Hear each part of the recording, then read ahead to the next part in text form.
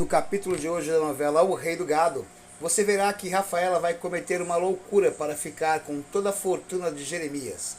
Você verá que ela vai atrás de Jeremias no cafezal e dará um tiro certeiro no seu peito, que pode morrer ali mesmo. Mas antes de partir, Jeremias fará uma confissão chocante, deixando Bruno Mezenga em uma situação difícil perante a polícia e também diante de Luana. E ainda nesse vídeo veremos o reencontro de Rafaela e Marcos. E Rafaela vai revelar a Marcos que o filho que ela espera não é de Tavinho, e sim dele. E a medalhinha que Ralph usava vai ser encontrada e vai ser levada até Marita. E ela terá a certeza de que Ralph realmente está morto. Geraldino vai atrás de Marcos Mezenga e vai fazer uma revelação que vai chocar o Playboy. Vai dizer que um pescador testemunhou a morte de Ralph. Ele foi chamado até a delegacia para prestar esclarecimentos do ocorrido. E isso pode fazer com que Marcos venha parar atrás das grades. Eu vou te contar tudo isso aqui nesse vídeo. Mas pessoal, se você quer continuar recebendo todos os nossos resumos, dê um like nesse vídeo, curta o canal, se inscreva, ative o sininho para que o YouTube possa recomendar todos os vídeos que postarmos aqui no canal em primeira mão para você. E eu também gostaria da sua opinião. Você acha que a polícia vai descobrir que foi Rafaela que atirou em Jeremias Berdinazzi? Sim ou não? Ah, e deixe também a cidade de onde você está assistindo os nossos resumos. Isso é muito importante pra gente. E sem enrolação, bora pro vídeo! Rafaela conversa com Judite e diz a ela que está cansada de que Luana seja a preferida de Jeremias. E ela sai ali da cozinha, determinada a aprontar algo terrível contra Jeremias. Enquanto isso, Bruno Mezenga volta para Ribeirão e dá de cara com Leia em sua casa. Mas ele diz a ela que não tem problema nenhum, que ela pode ficar o tempo que quiser por ali. E Leia diz: "Ah, muito obrigada, Bruno." Marcos comenta: "Ah, é bom mesmo, pai, porque lá Clóvis estava enchendo o saco dela." E Bruno diz: "Mas ué, o que esse sujeito tem a ver com essa história?" Leia diz: "Eu não sei, eu só sei que ele estava me incomodando com um bando de perguntas. Ele chegou até mesmo a ir ao apartamento." Aí Bruno diz: esse sujeitinho realmente é mesmo perigoso, né?" Ninguém sabe disso melhor do que eu, né, Bruno?" "Mas o que ele tá querendo, Leia?" E Marcos diz: "Ele tem certeza, pai, que o Ralph está morto." Com isso, Bruno comenta: ele deve estar a serviço de alguém." E Leia comenta: "Eu não sei se ele está a serviço de alguém, mas ele sabe muito bem que o Ralph foi surrado lá naquela praia. E que era dele o corpo que foi encontrado lá." E Bruno indaga: mas ele não tem como provar isso, não é?" E Marcos comenta: "Claro que não, pai. Se não existe defunto, não tem como provar. E aliás, não vamos entrar em pânico não, né?" E Bruno comenta: "Mas ninguém está entrando em pânico não, mas melhor mesmo é a sua mãe ficar aqui com a gente." E Leia comenta: "Eu não falei uma só palavra que pudesse comprometer alguém." E Bruno comenta: "Mas você tem certeza disso, Leia?"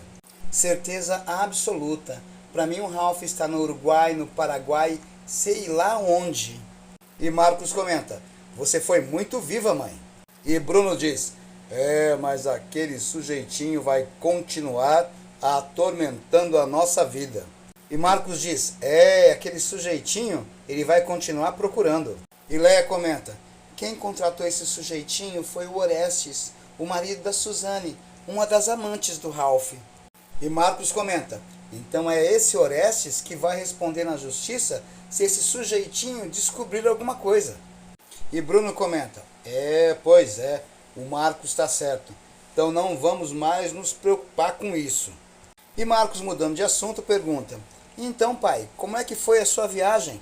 E Bruno diz: "Eu não quero falar sobre isso não, viu, meu filho? E quanto a você, Leia, pode ficar à vontade, viu?" Bruno sai dali e Marcos comenta com Leia: mãe, eu acho que ele perdeu a viagem lá para o sul de Minas, viu?" E Leia comenta: "Ele está parecendo um garoto no colegial." Enquanto isso, o detetive Clóvis vai se encontrar com Horácio. E o Horácio comenta: Aqui deveria ser o último lugar que o senhor deveria me procurar, senhor Clovis. E Clovis diz: ô Dr. Orestes, eu me apresentei como um futuro sócio das suas empresas, para não levantar suspeitas nenhuma. Então Orestes fala: então diga logo o que é que te trouxe até aqui. E Clovis começa: eu descobri que foi feito um boletim de ocorrência na delegacia do Guarujá a respeito do corpo que foi encontrado lá, naquela praia. E Orestes fala: mas o que isso quer dizer? Clovis diz: conversei com o delegado por telefone. Agora eu quero descer até lá para falar com ele pessoalmente. E Orestes pergunta: mas ué, por que é que você veio até aqui então? E Clovis diz: ele já está sabendo que um iate aportou naquela praia uns dias antes de acontecer o afogamento e que houve luta na areia. Orestes, preocupado, diz: não pode ser. E Clovis diz: sim, pode sim. Qual é o nome do seu iate, Dr. Orestes? Enquanto isso, um pescador conversa com o delegado da cidade local e o delegado questiona: o senhor sabe qual é o nome do iate? E o pescador diz: ah, eu não sei dizer não, senhor. E o delegado pergunta: mas se o senhor visse esse iate de novo, o senhor conseguiria reconhecê-lo? O pescador diz: ah, eu não posso dizer não, senhor, porque esses barcos é tudo igual. E o delegado insiste: é, mas não é tudo igual não, mas tudo bem. E o delegado continua: veja bem, senhor Honorato, o que foi que o senhor viu naquela praia naquela noite? O pescador responde: dois sujeitos batendo em um sujeito lá, parecia um coitado. E o delegado indaga: e como eram esses dois sujeitos? O pescador responde: ah, eles eram fortes. E o delegado indaga: e o outro sujeito que estava apanhando? Ah, esse aí devia ser muito fraco, né? Porque não reagia, não lutava e só apanhava. E o delegado insiste: e se o senhor visse esses dois sujeitos, o senhor conseguiria reconhecê-los?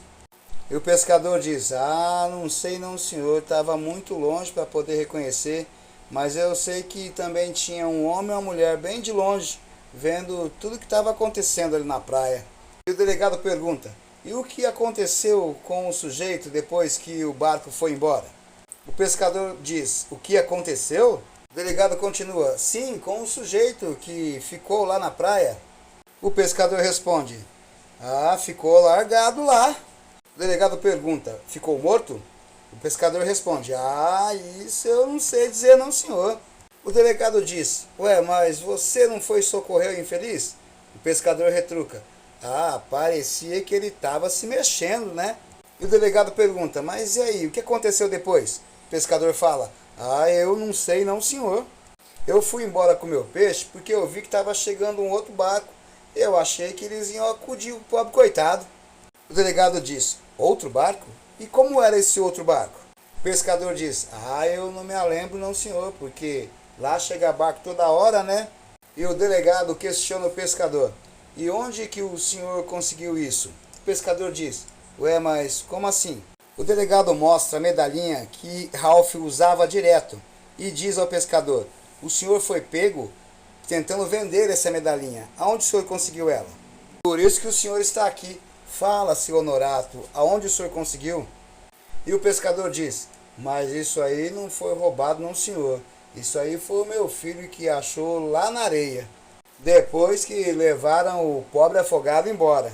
E o delegado pergunta: e o senhor viu se o pobre coitado usava essa correntinha enquanto ele apanhava? O pescador responde: mas que isso, doutor?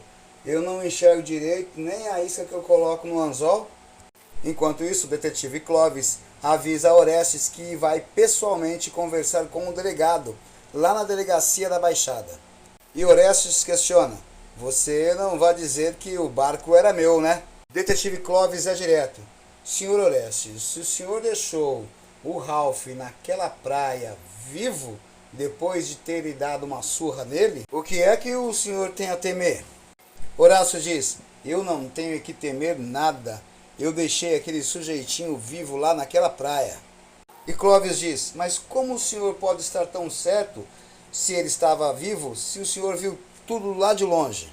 Orestes diz: porque eu não mandei matar ninguém, eu só apenas mandei dar uma boa surra nele. Enquanto isso, do outro lado, Dimas chega até Marcos e diz que Geraldino está procurando por ele na mansão. E Marcos diz: ué, Geraldino? Dimas pergunta: e eu mando ele entrar? Ele disse que precisa falar muito com o senhor. E Marcos responde: não, imagina, eu vou receber esse sujeito lá fora. Léa pergunta: quem é esse Geraldino? E Bruno responde: é aquele sujeitinho que fotografou você lá no iate a mando do tal detetive.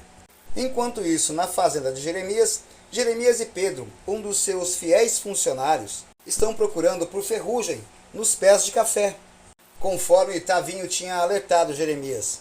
Jeremias, concentrado, vai de pé em pé procurando a praga. Quando de repente um tiro é ouvido na plantação, Pedro rapidamente se abaixa, enquanto Jeremias se assusta grandemente. Pulando com a bengala em mão, ele começa a gritar: mas o que é isso? Mas o que está acontecendo? Quem que está atirando? E ao longe, os outros funcionários continuam trabalhando, sem saber o que está acontecendo. Pedro, muito ligeiro, agarra seu Jeremias e diz para que ele ficasse ali, porque ele ia ver o que estava acontecendo. Confuso, Jeremias olha de um canto a outro, sem poder avistar o atirador. E Pedro corre entre os corredores do cafezal desesperado. Enquanto isso, Jeremias Berdinazzi, sozinho no meio de um grande corredor, se torna presa fácil para esse atirador. Mirando com precisão, Rafaela dá um tiro no meio do peito de Jeremias. Com isso, os coletores de café param ao ouvir o segundo tiro. Assim como Pedro, o fiel funcionário, ele volta gritando: patrão, patrão! Jeremias, atordoado com a potência do tiro, dá alguns passos para trás e se encosta em um pé de café. Os galhos resistentes se dobram e jogam Jeremias para frente novamente, lançando ele ao chão. Pedro então volta correndo para onde ele deixou Jeremias. Jeremias, mesmo fraco, tenta se arrastar e busca apoio em um cesto cheio de café. Esse cesto se vira sobre Jeremias, fazendo com que seu conteúdo fique todo sobre ele. Os funcionários começam a procurar por Jeremias, mas ninguém consegue encontrá-lo. O cafezal se transforma num verdadeiro labirinto. Agonizando, Jeremias Berdinazzi solta um pesar suspiro e desmaia sobre o sol escaldante. Pedro finalmente encontra o patrão, e ele chega correndo e se agacha. Porém, ele paralisa ao ver o profundo ferimento no peito do seu patrão. Olhando ao redor, o homem assustado se levanta e volta a correr entre os pés de café.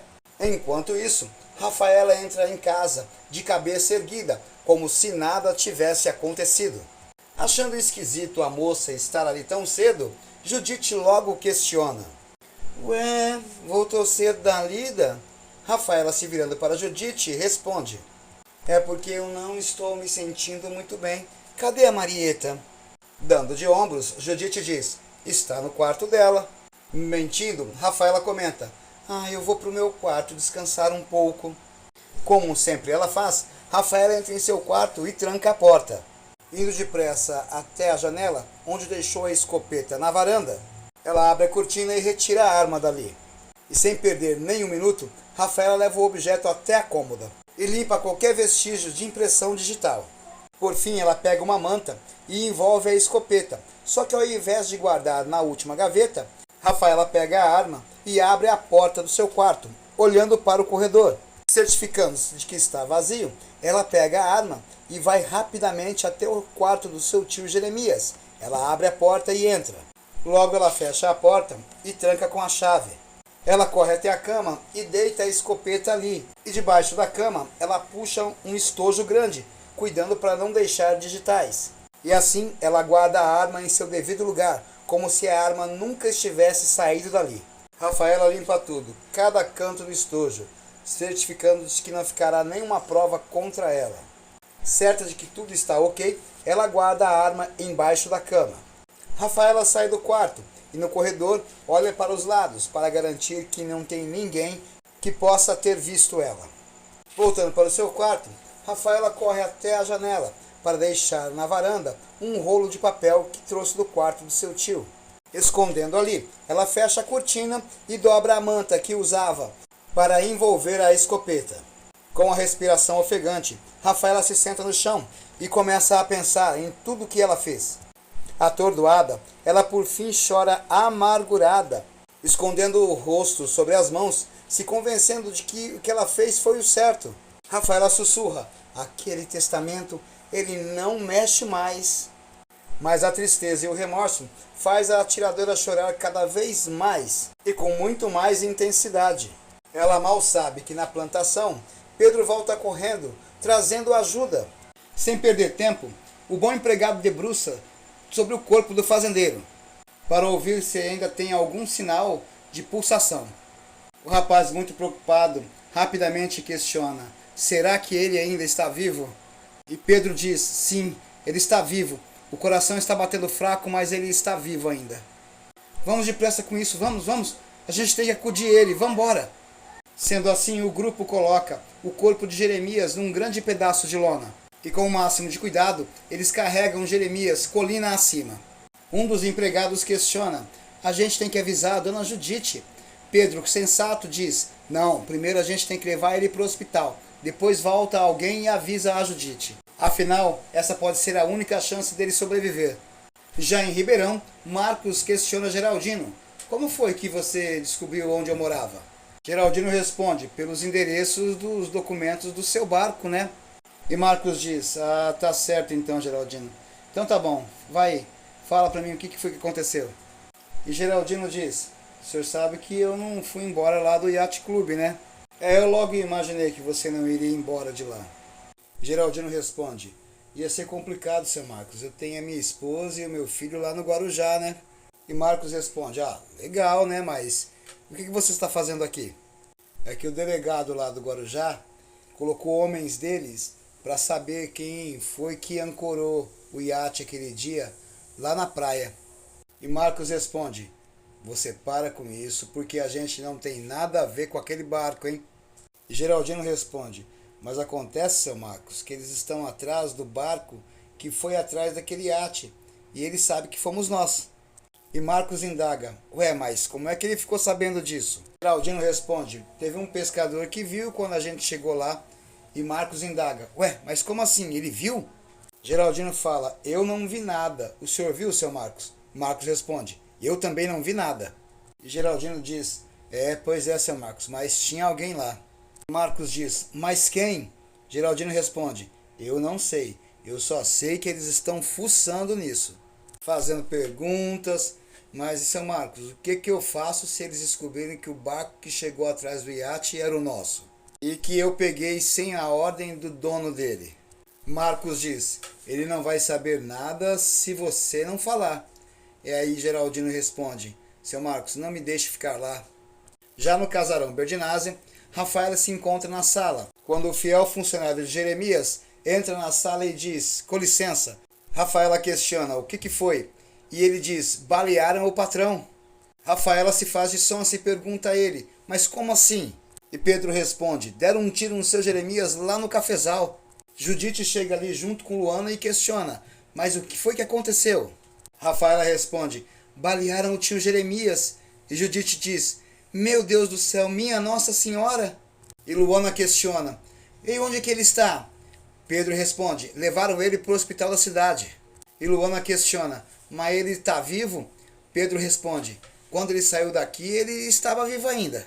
Rafaela comenta: eu vou para lá. Luana também diz: eu também vou. Judite diz: então vamos todos para lá.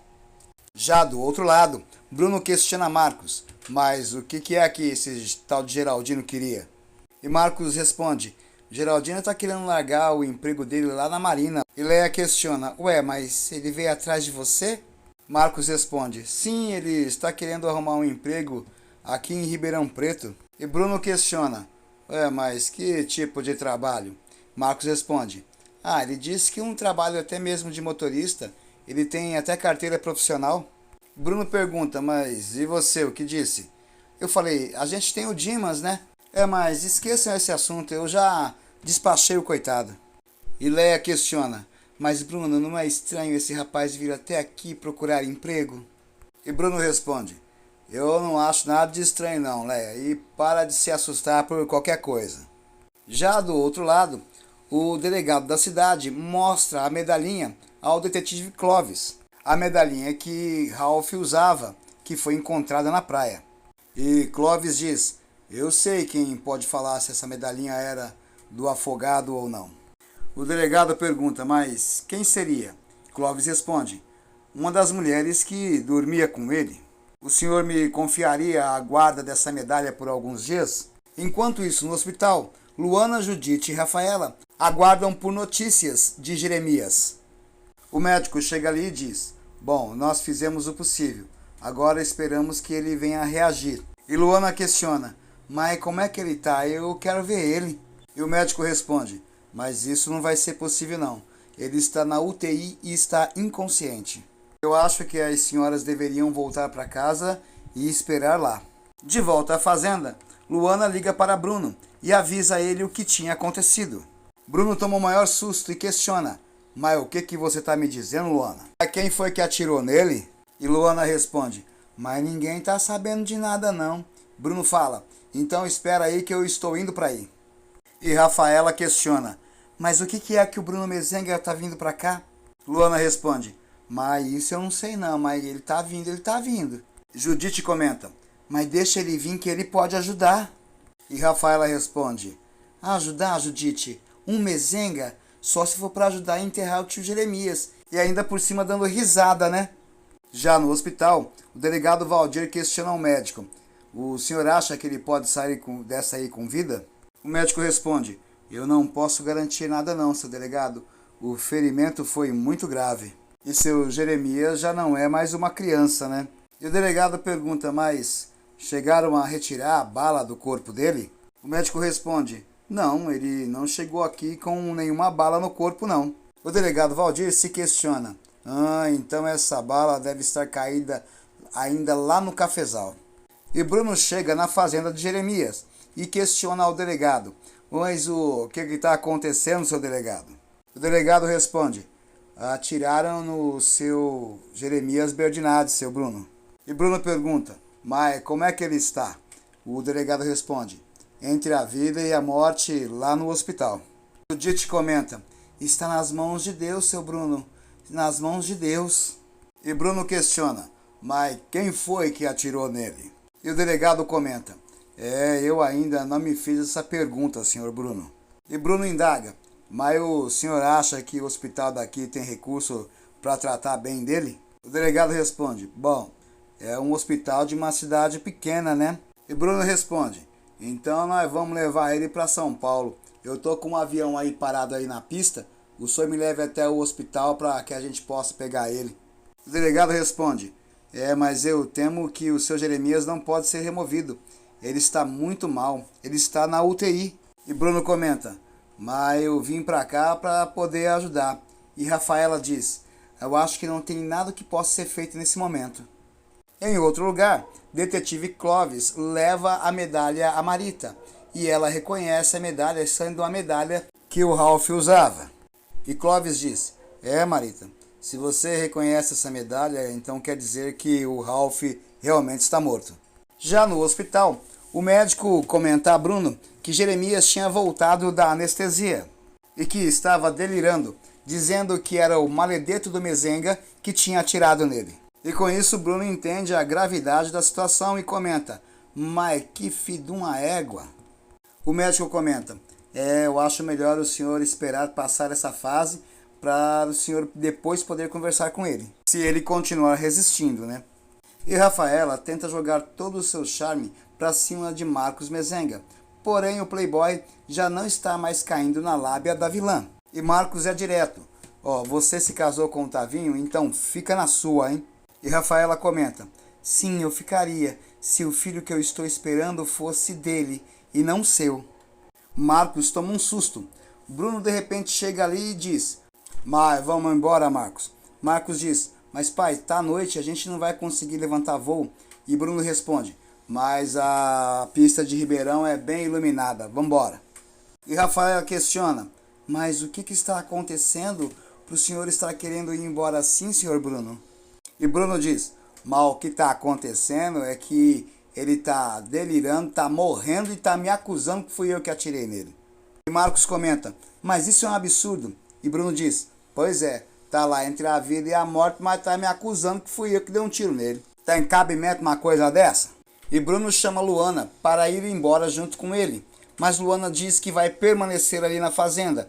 E Bruno questiona, mas você não está imaginando que eu posso ter feito isso não, né, Luana? E Rafaela comenta, mas quem está acusando ao Senhor é o tio Jeremias, mas ele está delirando, ele não sabe o que está falando. E Marcos comenta, mas meu pai nem estava aqui quando o maledeto foi baleado. E Luana comenta, mas eu não estou acusando ninguém não, Bruno. Eu só não quero ir embora daqui e deixar a dona Judite com o tio lá daquele jeito que ele está. E Bruno responde, tá certo então. Judite atende uma ligação e recebe a notícia de que Jeremias está piorando e que quer falar com Luana. Luana vai até o hospital com Bruno e se aproxima da cama onde Jeremias está e diz, tio. Jeremias reúne suas poucas forças e diz, Marita, filha minha, foi aquele maledito do Bruno Mezenga.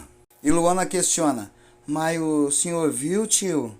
Delirando, Jeremias faz com a cabeça que sim. Luana já na recepção, Bruno comenta, mas o que foi que ele falou com você, Luana? Luana responde, mas ele não falou nada não, Bruno. Já na fazenda, Rafaela diz a Marcos, eu estou muito feliz de ver você aqui, Marcos. E Marcos comenta, mas eu não estou feliz não. Rafaela pergunta, Marcos, você tem muita mágoa minha, né? E Marcos diz, não, Rafaela, não em um pingo, eu já esqueci você. Já em seu quarto, Luana chora muito e se pergunta, mas por que, Bruno? Por que você fez isso? Agora não vai ter mais jeito mesmo. Acabou tudo de vez, maldito ódio. E para continuar por dentro do desenrolar de toda essa história, eu peço que antes de ir embora você deixe o seu like no vídeo e se inscreva no canal Las Reprises e ative o sininho para que o YouTube possa avisar você toda vez que postarmos um vídeo novo no canal. Fiquem com Deus e fui!